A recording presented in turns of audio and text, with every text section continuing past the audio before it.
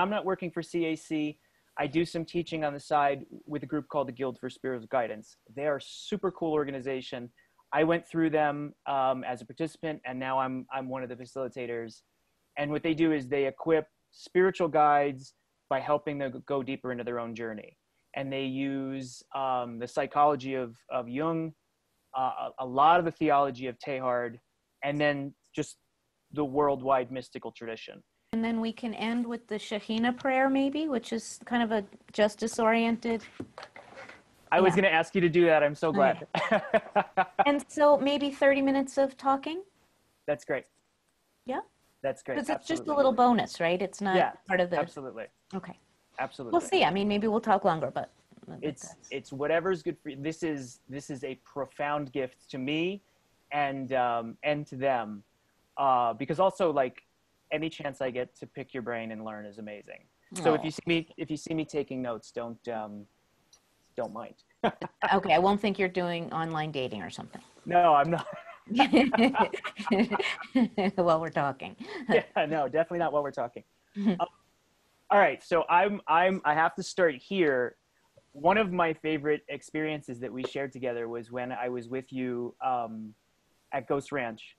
And you had a group of us there. We were in this writer's retreat, and you had invited everyone to bring an item to place on the altar that was precious to them. And I don't know if you remember this, but I brought this icon of Jesus, super special to me because I pilgrimaged to see the original in Sinai and spread my mom and brother's ashes there, which is a whole other story. But I remember coming up to you and I said, I have this icon. It's Jesus. I know Jesus is super triggery for some people.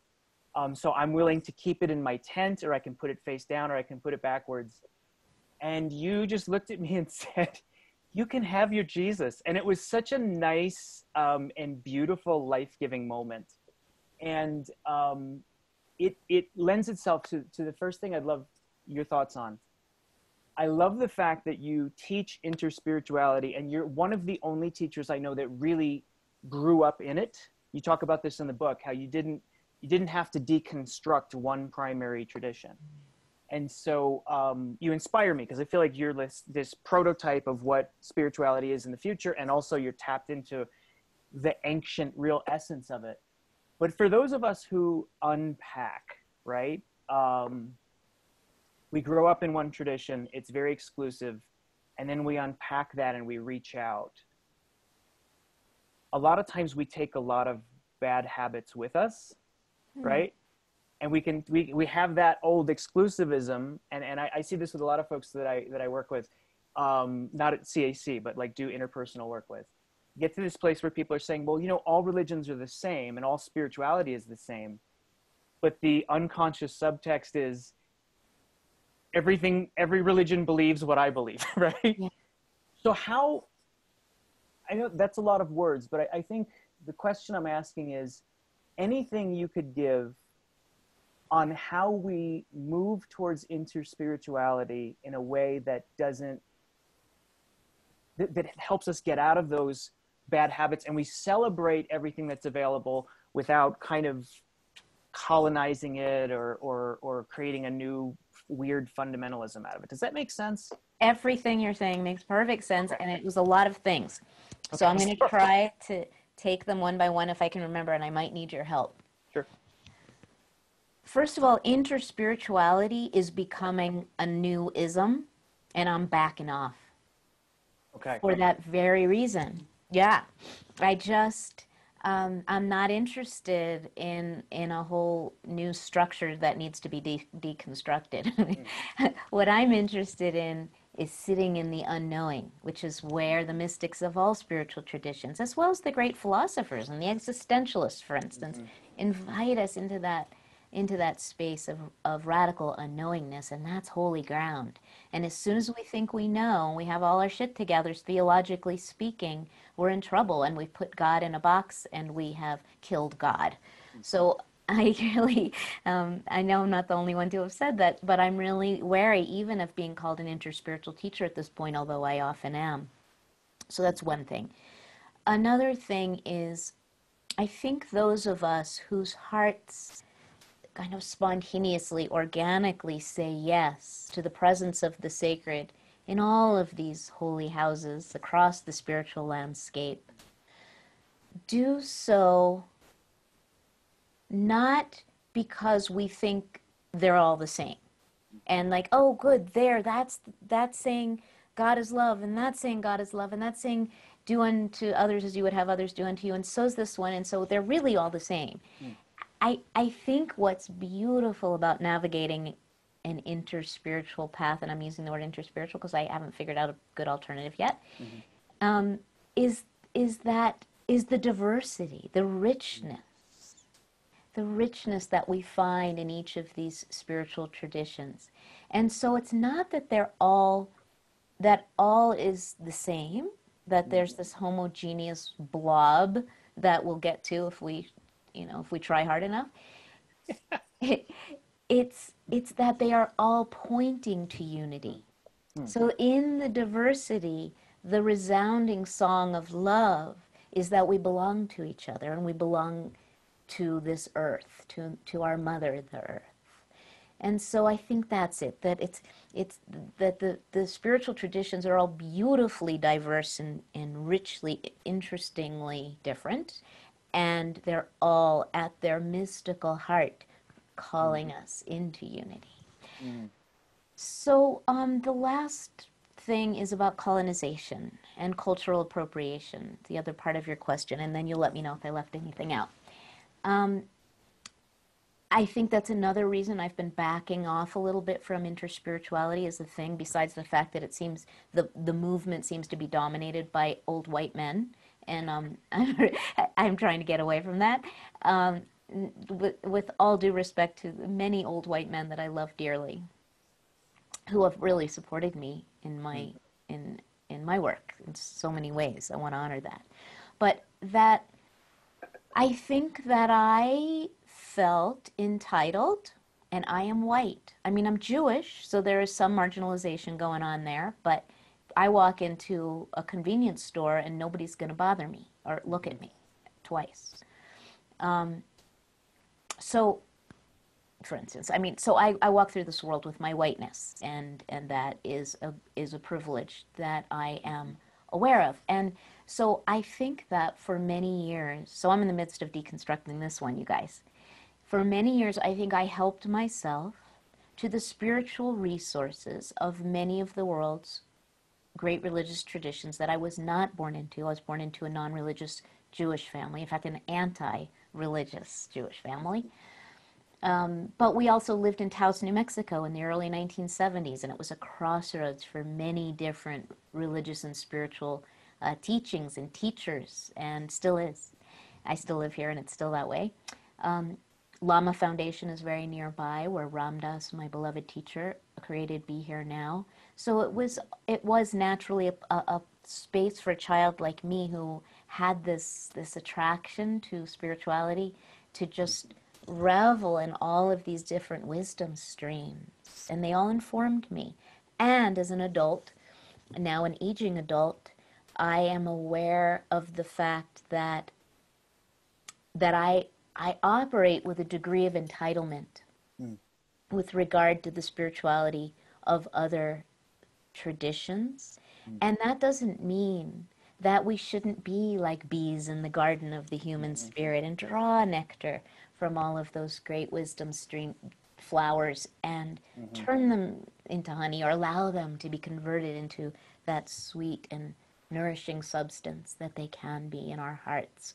We should, and I agree with you, Mike, that this is the kind of evolutionary trajectory of the human family, is not to box ourselves into these individual spiritual traditions, but to harvest the beauty, not to get rid of all religions, which is a temptation, especially for millennials who are allergic to the institution, and I don't blame you one bit, but to rescue what is beautiful and true in all of them, and with honor, with respect, draw from our rich global heritage. Yeah, so that's a lot of stuff. No, that's so good. and I so appreciate it. I have I keep giving away my physical copies of your latest book, so I'm limited to e-copy at this point, and then audiobook, which I know is a thing. So we'll yeah. But I was revisiting again, and I want to stand up and cheer when you talk about, we won't get into it, it's too deep for this context. When you talk about non-duality, and some of the ways you break that down, I was getting my old Pentecostal amen. But I am resistant to this notion of the idea, right, that all religion, all wisdom traditions are going to go away, and we're going to become this nebulous puree of uniformity. So that image of the bee and the nectar is so good. And you've said to me in the past about, because this is a panic for me. I said, well, is religion as it is going away with all its art and culture? But you've always brought me back to this notion of the keepers of the jewels, which has been so helpful. Oh goodness, I want to ask you so many questions about that, but I feel like I want to sidebar for a moment based on your last few comments and ask you this. How, at this moment while we're having this conversation,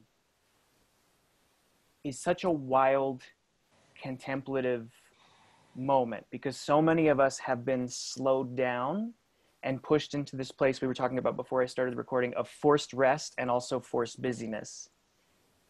And yet, some of us also know that we're in this place because we have a certain degree of privilege that we can step back into. How would you give us counsel in holding that tension between appreciating the privilege and where it lets us go with contemplation and spirituality, but also recognizing that it is a privilege that not everyone has? Yeah.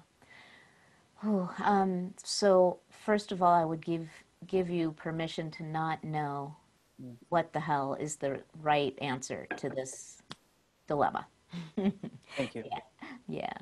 And for all of us, yesterday I've been needing to say no to more and more things because I have so many requests coming at me all the time, and they all are very alluring because I love the people who are asking, or because they're dangling money at me and money's tight right now, or whatever. There are lots of reasons to say yes, but my soul is just crying out for me to say no thank you as lovingly and graciously as possible, because what I'm finding is that the spaciousness that I have the privilege to abide in right now by virtue of this pandemic that is causing such suffering to the human family and primarily to the human family, I know that there is something that I am working out inside my soul right now that is going to be needed later as we enter into this new landscape. So I want to suggest that that might be true for you, for all of you who are struggling with that. If you have the privilege of stillness in your life right now, yes, we're all busy, but if to the degree to which you can cultivate even more stillness and innerness, because it will pass. Who knows what it's going to look like, but this enforced time of sheltering in will eventually pass, and this opportunity will be gone.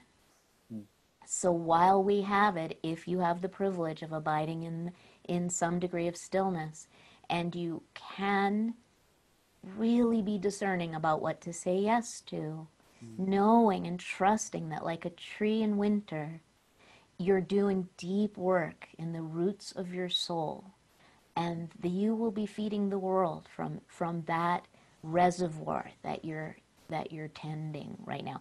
This is what I believe. And then there will be a lot of things coming at you that will not only like financial temptations or whatever, feeling like I'm a good girl or a good boy if I say yes, but other kinds of things. Like yesterday, a spiritual teacher in Europe called me and asked me if I would do a thing with her, and I said no. I said I've got to start being more discerning about what I say yes to, and she said, for me, it's the opposite. She said, right now, I feel like I have to say yes to everything because the world urgently needs the spiritual gifts that I have to offer. And I left that phone call feeling sort of chastened and like there's something wrong with me and she's right, we should, it's spiritual triage out there. We gotta, and we're the practitioners, and we need to tend the wounded. And I realized that she and I are in different places in our lives. She's younger than I am, and I am trusting the emptiness, I think, a little bit more than I ever did before. Trusting the emptiness that is plenitude. In Buddhism, there's this word shunyata, right? And it's often translated as emptiness. It's the nature of all reality. It's undifferentiated. But Roshi Joan Halifax translates it as boundlessness. John of the Cross calls it nada, la nada, the nothing. But it's not nothing, it's everything. But it requires everything of us to show up in it. Oh, goodness. I got to write that down. Oh, my goodness. That's so good. I appreciate that so much.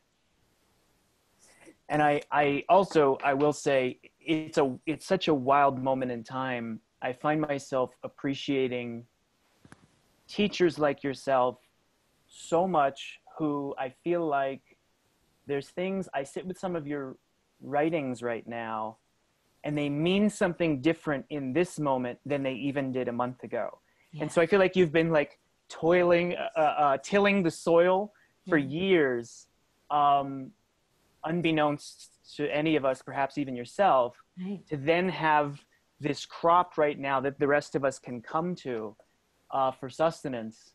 So I appreciate that. And I appreciate that work is done.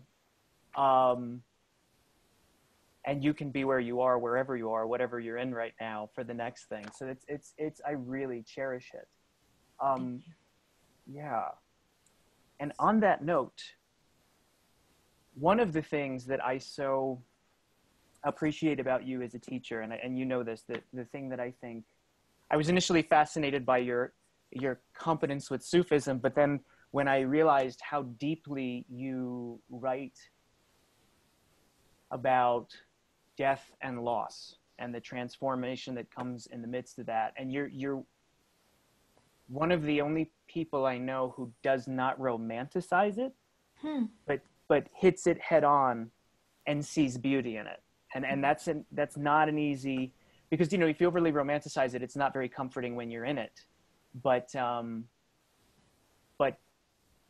to find the beauty is amazing. So all that to say, like, your Caravan of No Despair has been just lifeblood for me in the last few months.